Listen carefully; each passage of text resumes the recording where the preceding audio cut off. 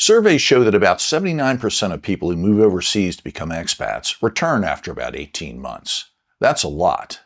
Moving to a new country is complicated. There's a lot of moving parts to address if you want to be successful as an expat. We tried the expat move a few years ago and it just didn't work out for us at that time. And we've been thinking about what impacted our decision to move back to the US and why it didn't work out for us. And we did some research and we looked at what other expats reported as their experience and why they decided to move back in the end. We'll run through those issues quickly in this video and give you some ideas of some things that you can do to prepare to make your trip more successful. And as part of this, we also created a free expat evaluation tool. It analyzes each of the major issues to help you assess if a particular location would be right for you. There's a quiz that runs through some questions to assess your overall readiness for making a move, and it assesses if your intended destination is a match for your needs and circumstances. It's designed to collect the information you need to support your planning. You can play around with it for free at our website, 89daysaway.com. It may help you have a better expat experience. So for this video, we'll run through the areas where expats report dissatisfaction, so you can know what to expect and how to prepare. The number one issue that expats report as a reason for coming home is homesickness. They miss their family and their friends, and that should be a major concern for anyone who has strong social connections with family and friends.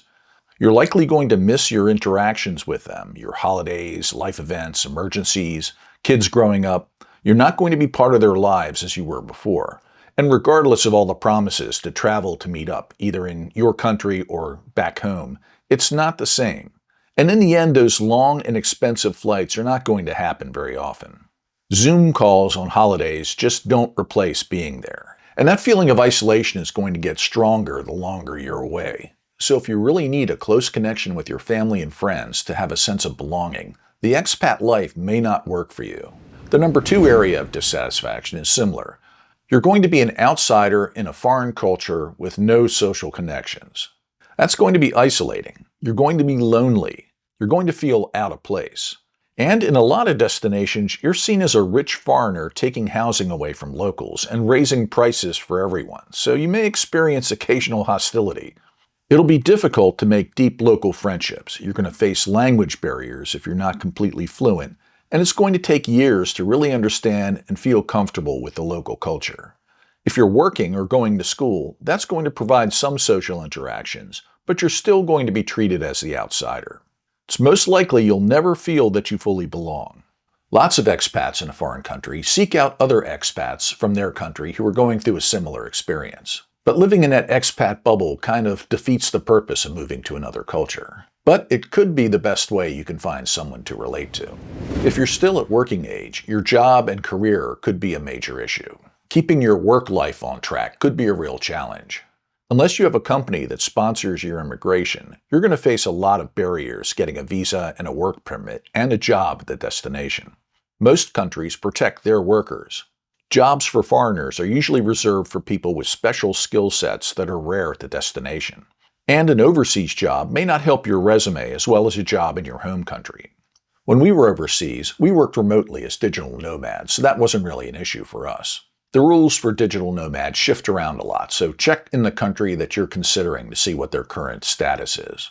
But don't expect to land a job when you arrive at the country. And in most cases, it's going to be difficult to get a long-term visa unless you can prove that you can support yourself. A lot of people move overseas seeking a lower cost of living, but a lot of them find that the low-cost destination may not be as attractive as what they saw in the YouTube videos. For our move, we were looking at Portugal. We assumed we could be able to get an amazing place overlooking the sea for next to nothing. That wasn't the case. Housing costs were lower than the US, but still a bit pricey for a comfortable apartment in a desirable destination. The low-cost areas weren't really that attractive for us.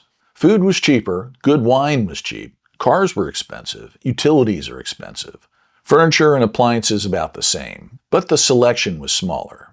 And for each individual, there's lots of other costs that you need to consider. Do you need an international school for your children? Do you need private medical insurance that covers special issues? So it's always a good idea to visit the destination first and stay a while, and then you can assess how much individual costs are for things that meet your standards. Taxes may also take a big bite, depending on your assets.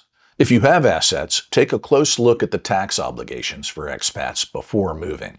See if the country taxes you on your worldwide income and wealth, such as a house you own in the US or the balances on your 401k retirement account. And what are the rules on inheritance taxes? Anyone with assets should get a professional opinion on tax exposure. And keep in mind that you'll still have to file taxes in the US each year, although you do get some decent expat tax exemptions. So, in general, be skeptical about claims of a really low cost of living, especially if you want to live in an area that's comfortable and has Western conveniences. Also, be skeptical about free or low-cost healthcare. That's usually a major attraction for people considering moving overseas, given the insane healthcare costs in the US. But the healthcare overseas may not meet your expectations. Foreign bureaucracies make it difficult to access. The quality is probably low in general. Wait times for non-emergency care can be months. That's why many expats purchase private health insurance. Expat surveys report healthcare as one major reason why people return to the US. So I guess the takeaway on this video is to be skeptical. Don't assume that this expat move is going to transport you to some low-cost tropical paradise where you can live like a king for next to nothing. Do a lot of research up front. Visit the place for a few weeks if you can before you actually decide to move there. So thanks for watching. We'll be putting out a few more videos like this in the near future. And check out our site 89daysaway.com. It's loaded with all kinds of information and tools to make your expat move successful. Safe travels. Thanks for watching.